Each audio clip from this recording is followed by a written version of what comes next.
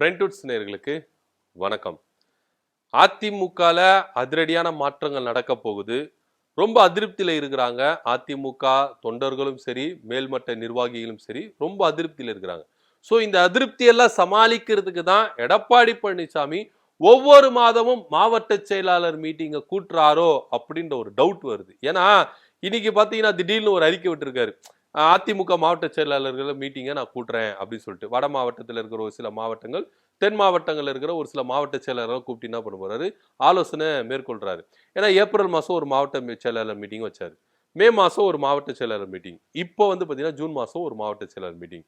ஏன் தொடர்ச்சியா வந்து எடப்பாடி பழனிசாமி மாவட்ட செயலாளர்களை சந்திக்கணும், அதுவும் குறிப்பிட்ட ஒரு மாவட்ட செயலாளர்களை மட்டும் தனிமையா சந்திக்கணும் அப்படின்ற ஒரு கேள்வி வருதுல. இதுக்கு எல்லாத்துக்குமே ஒரே ஒரு விடைதான். என்னன்னா பாஜக அதிமுக கூட்டணி வச்சதுதான் வினை. அந்த வினை தான் இங்க ரிஃப்ளெக்ட் ஆகி என்ன பண்றாங்கன்னா இங்க ஒவ்வொரு தரமும் ஒவ்வொரு மாதமும் மாவட்ட செயலாளர் கூட்டத்தை கூட்டுறாரு. ஏன்னா அதிருப்தியில இருக்கிற மாவட்ட செயலாளர்கள் எப்படி அவங்கள சமாதானப்படுத்தணும்.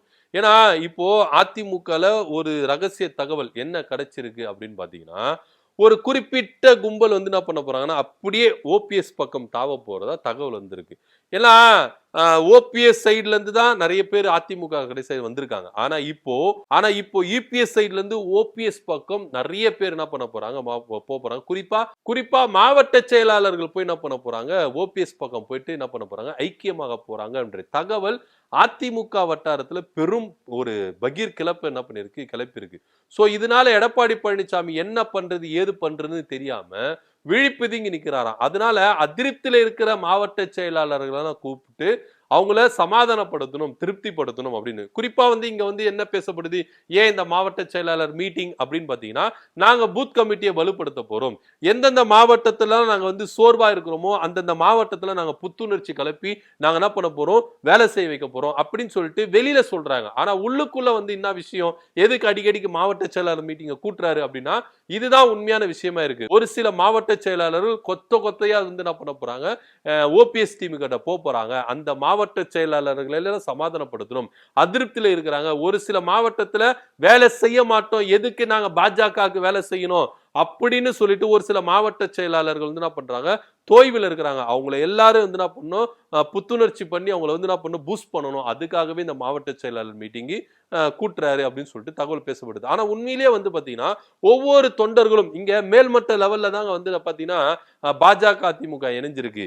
நீங்க கீழ் மட்டத்தில் இருக்கிற தொண்டர்கள் ஒவ்வொரு எதுக்கு நாங்க பாஜகவுக்கு வேலை செய்யணும் அப்படின்னு தான் யோசிக்கிறாங்க. ஏன்னா அதிமுக இருக்கிற ஒவ்வொரு தொண்டர்களுக்கும் நல்லாவே தெரியும், இங்க அதிமுக ஆட்சி வந்துருச்சுன்னா அதிமுக தன்னிச்சையா செயல்படாது, எடப்பாடி பழனிசாமி தன்னிச்சையா செயல்பட மாட்டார் அப்படின்றத அதிமுக ஒவ்வொரு தொண்டரும் நினைக்கிறான். உண்மையிலே வந்து பாத்தீங்கன்னா அம்மாவுடைய தொண்டர்கள், அம்மாவுடைய விசுவாசிகள் எல்லாமே இதுதான் நினைக்கிறாங்க. ஏன்னா 4 வருஷம் இங்க எடப்பாடி பழனிசாமி ஆட்சி செஞ்சிருந்தாரு. அப்போ எடப்பாடி பழனிசாமி தலைமையிலான அதிமுக ஆட்சி நடந்ததா இல்ல மோடி தலைமையிலான பாஜக ஆட்சி நடந்ததா அப்படின்றத கண் கூட நம்ம பார்த்தோம். ஏன்னா சிஏ சட்டத்தை ஆதரிச்சதா இருக்கட்டும், ஆர்டிகல் 370 நீக்கிறதுக்கு ஆதரிச்சதா இருக்கட்டும், இன்னும் நிறைய எடுத்துட்டே போலாம்.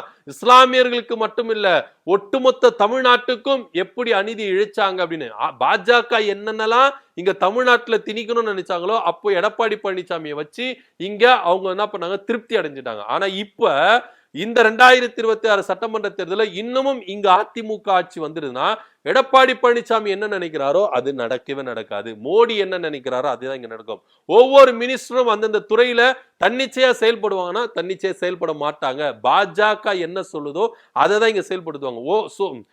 ஒட்டுமொத்தமா இங்க சனாதனத்தின் ஆட்சியும் பாசிசத்தின் ஆட்சியும் தான் செய்வாங்களே கண்டி அதிமுக திராவிட ஆட்சியை கொடுக்காது, பெரியாருக்கு சமூக நீதிக்கான ஆட்சியை கொடுக்காது, சமத்துவத்துக்கான ஆட்சியை கொடுக்காது அப்படின்னு ஒவ்வொரு உண்மையான அம்மாவின் தொண்டர்களும் விசுவாசிகள் பண்றாங்க, நினைக்கிறாங்க. இதுதான் உண்மை. நீங்க எல்லார்கிட்டையும் நீங்க வந்து அதிமுக இருக்கிற எல்லா மாவட்டத்திலும் பூத் வாரியா இல்ல பகுதி வாரியா நீங்க போயிட்டு சர்வே எடுங்களேன், அவங்க வைக்கிற கோரிக்கை இதுவாதான் இருக்குது. எதுக்குங்க அதிமுக பாஜக கூட்டணி வச்சது? ஏற்கனவே 4 வருஷம் இங்க ஆட்சி அமைச்சாங்க. என்ன விளைவு? அதிமுக சதறி தான் கடந்தது. ஒன்னா சேர்ந்ததா? இல்ல. ஒன்னா சேர்க்கிறோம்னாங்க, அதுவும் சேர்க்கவே இல்லை. இங்க பாஜக பாஜக ஆட்சி தான் அந்த 4 வருஷம் ஆட்சி செஞ்சாங்க. இப்ப திருப்பியும் 2026 ஆட்சி அமைத்தாங்கன்னா முழுக்க முழுக்க பாஜக ஆட்சி தான் இருக்கும், அதிமுக கட்சியே இருக்காது அப்படின்னு தான் சொல்லுவாங்களே கண்டி யாருமே வந்து என்ன பண்ணுவோம் பாஜக அதிமுக கூட்டணி நாங்க உற்சாகமா வேலை செய்யறோம் அப்படின்னு சொல்ல மாட்டாங்க. சோ இப்போ மாவட்ட செயலாளர் கூட்டத்தை கூட்டுறதும் இதான். ஏன்னா ரொம்ப அதிருப்தியில இருக்கிறாங்க. ஏன்னா இங்க அதிமுக பாஜக கூட்டணி சொன்ன உடனே யாருமே இதை ரசிக்கவும் இல்லை, விரும்பவும் இல்லை, கொண்டாடவும் இல்லை. எல்லாம் விமர்சிச்சுட்டு தான் இருக்காங்க. எதுக்கு இப்போ பாஜக கூட கூட்டணி வைக்கணும், எதுக்கு இப்ப அதிமுக வந்து ஒழுங்கா தன்னிச்சையா இருக்கலாம்ல, ஏன் விஜய் கூட கூட்டணி வைக்கலாம்ல, ஏங்க ஓபிஎஸ் கூப்பிட்டு வந்து இணைச்சிட்டு ஒழுங்கா நீங்க வந்து ஒருங்கிணைந்த அதிமுகவா இருந்து என்ன பண்ணலாம், தேர்தலை சந்திக்கலாம்ல, எதுக்கு நீங்க வந்து மூன்றாவது ஒரு நபரை நம்பி அந்த கட்சியில போய் சேர்ந்தீங்க அப்படின்னு தான் ஒவ்வொரு அதிமுக தொண்டரும் குமுறலா இருக்கு. இப்படி இருக்கும் பொழுது எப்படிங்க எங்களால வேலை செய்ய முடியும் அப்படின்னு தான் ஒவ்வொரு அதிமுக தொண்டர்களும் கேள்வி கேட்கிறாங்க. சோ இந்த டைம்ல இப்ப நான் சொன்னல ஒரு சில மாவட்ட செயலாளர்கள் கும்பலா வந்து என்ன பண்ண போறாங்கன்னா ஓபிஎஸ் பக்கம் போறாங்கதான் தகவல் வந்திருக்கு. ஏன்னா ஓபிஎஸ்க்கு நல்லாவே தெரியும் அதிமுகவின் உண்மையான தொண்டர்கள் யார் பக்கம் இருக்கிறாங்க. இப்போ ஒண்ணுமே இல்லைங்க, நாளைக்கே பாஜக கூட்டணியிலிருந்து ஓபிஎஸ் வெளியே வராருன்னு வச்சுங்களேன், அவருக்கு எப்பேற்பட்ட ஒரு வரவேற்பு கிடைக்கும்னா அது கனவுல கூட நினைச்சு பார்க்க முடியாது. அந்த அளவுக்கு அவர் வரவேற்பு இருக்கு. ஏன் இங்க எடப்பாடியோட கூடாரம் காலி ஆகிறதுக்கும் வாய்ப்பு அதிகமா இருக்குது. ஏன்னா பாஜக கூட்டணியில திராவிட கட்சியான அதிமுக இருக்கிறத யாருமே விரும்ப மாட்டாங்க. பாஜக இல்ல வேண்டாம் அவங்களை தன்னிச்சு விட்டுட்டு ஓபிஎஸ் வெளியே வந்தாலும் அவருக்கு வந்து பாத்தீங்கன்னா இங்க அதிமுக எடப்பாடி பழனிசாமியில இருக்கிற அத்தனை கும்பலும் இவங்களுக்கு வந்து சப்போர்ட் பண்றதுக்கு ரெடியா இருக்கிறாங்க. இதை எல்லாத்தையும் கணக்கு போட்டு வச்சிருக்காரு தான் ஓபிஎஸ். அதனால தான் அவர் அமைதியா இருந்து என்ன பண்றாரு, காய்களை சூப்பரா நகர்த்திட்டு வராரு. இப்ப நாளைக்கே என்ன பண்ணலாம், பாஜக கூட கூட்டணி இல்ல அவங்க நாங்க வெளியே வந்துடுறோம் அப்படின்னு சொல்லிட்டு வெளியே வந்துட்டாருன்னா அதிமுக அல்லது எடப்பாடி பழனிசாமியோட கூடாரம் இங்க காலி ஆகிறதுக்கு அதிகமான வாய்ப்புகள் இருக்குது அப்படின்றதா நிதர்சனமும் உண்மையா இருக்கு. சோ இப்பேற்பட்ட ஒரு சூழ்நிலை தான் இங்க மாவட்ட செயலாளர் கூட்டத்தை உடனடியா என்ன பண்ணிருக்காரு எடப்பாடி பழனிசாமி கூட்டியிருக்காரு. ஏன்னா தன்னுடைய கூடாரம் காலி ஆயிடக்கூடாது, தன்னுடைய மாவட்ட செயலாளர்கள் அந்த பக்கம் போயிடும். ஓபிஎஸ் பக்கம் இரட்டை இலச்சினம் வரதுக்கான அதிக வாய்ப்புகள் இருக்கு. ஆனா இதை வந்து பாத்தீங்கன்னா பாஜக உள்ள புந்து குளறுபடி வேலை செஞ்சு அது இபிஎஸ் பக்கம் கொண்டு வரதுக்கும் அதிகமான வாய்ப்புகள் இருக்குது அப்படின்னு பேசப்படுது. இப்படியெல்லாம் இருக்கும்போது தொண்டர்கள் எனக்கு போதும், எனக்கு இரட்டை இலச்சினமோ அதிமுகன்ற பிராண்ட் எனக்கு வேண்டாம், தொண்டர்கள் போதும், தொண்டர்கள் இருக்கிறதுனாலதான் நான் இன்னைக்கு இது வரைக்கும் இருக்கிறேன் அப்படின்னு சொல்லிட்டு ஓபிஎஸ் நம்பின்னு இருக்காரு. சோ இது எல்லாத்தையும் கணக்குல கால்குலேட் பண்ணி தான் இபிஎஸ் அவர் என்ன பண்றாரு, தன்னுடைய ஆதரவாளர்களை அதிருப்தியில இருக்கிறவங்களை எல்லாருமே இருக்கு பிடிச்சுக்கணும். ஏன்னா இதுக்கப்புறமா வெளியே போயிட்டாங்கன்னா ஒண்ணுமே பண்ண முடியாது. அதிமுகவில் எடப்பாடி பழனிசாமியில கனவு கூட நினைச்சு பார்க்க முடியாது. அதே மாதிரி ஒரு சேதாரம் எடப்பாடி பழனிசாமிக்கு வரும் அப்படின்றதுதான் நிதர்சனமான உண்மை. இப்ப சொல்லுவாங்கல்ல, நான் வெளியவும் போக முடியாம உள்ளவும் போக முடியாம தவிச்சு நிக்கிறேன் அப்படின்ற மாதிரி தான் பாஜக கூட்டணியில உள்ள போயிட்டாரு. இப்ப வெளியே வர முடியாம தவிச்சுக்கிட்டு இருக்காரு அப்படின்றதுதான் நிதர்சனமான உண்மை. இந்த தவிப்புகள் மத்தியில அதிமுக இருக்கிற மாவட்ட செயலாளர்களும் எனக்கு வந்து எதிராக இருக்க கூடாது, என்னை விட்டு போயிடக்கூடாது அப்படின்னு அதிருப்தியில இருக்கிற ஒவ்வொரு மாவட்ட செயலாளர்களும் தன் பக்கம் இழுத்து வைக்கணும். அதிருப்தியில இருக்கிற ஒரு சில சீனியர்கள் ஒரு சில நிர்வாகிகள் என்னை விட்டு போயிடக்கூடாது அப்படின்றதுக்காக அவர் என்ன பண்றாரு, இறுக்கி பிடிச்சிருக்கிறாரு. இதுல இன்னொரு விஷயம் நீங்க என்ன பாத்தீங்கன்னா, பாஜக என்ன திட்டவட்டமா சொல்றாங்கன்னா, இங்க சிஎம் வந்து பாத்தீங்கன்னா எடப்பாடி பழனிசாமி தான், அதுல எந்த வித மாற்று கருத்து இல்ல. ஆனா ஆட்சினவோ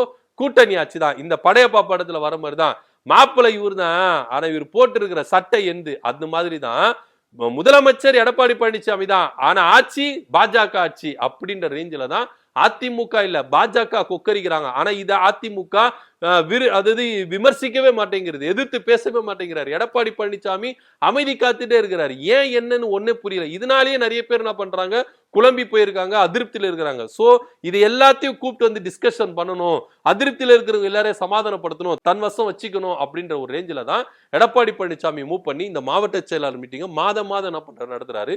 என்ன பண்றாரு, என்ன பண்ண போறாரு, என்ன நடக்க போகுது அப்படின்றத பொறுத்து இருந்து பார்க்கலாம். எடப்பாடி பழனிசாமி மாவட்ட செயலாளர் கூட்டத்தை கூட்டுறதுக்கு பின்னாடி இவ்வளவு ரகசியம் இருக்குது அப்படின்னு நீங்க என்ன நினைக்கிறீங்கன்றதை கீழே கமெண்ட் பண்ணுங்க. நன்றி, வணக்கம்.